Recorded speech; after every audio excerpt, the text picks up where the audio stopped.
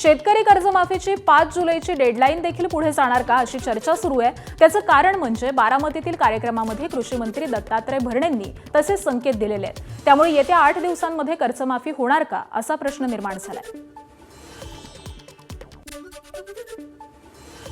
काळजी करू नका, थोडा उशीर होतोय पण कर्जमाफी ही निश्चित प्रकारे बंधून आता येणाऱ्या 8 दिवसाच्या आतमध्ये इन्कम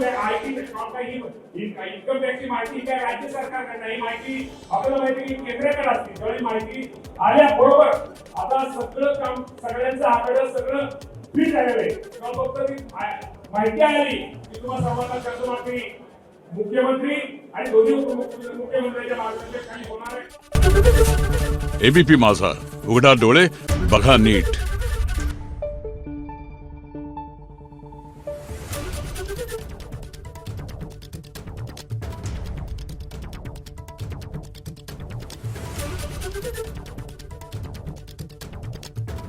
Thank you.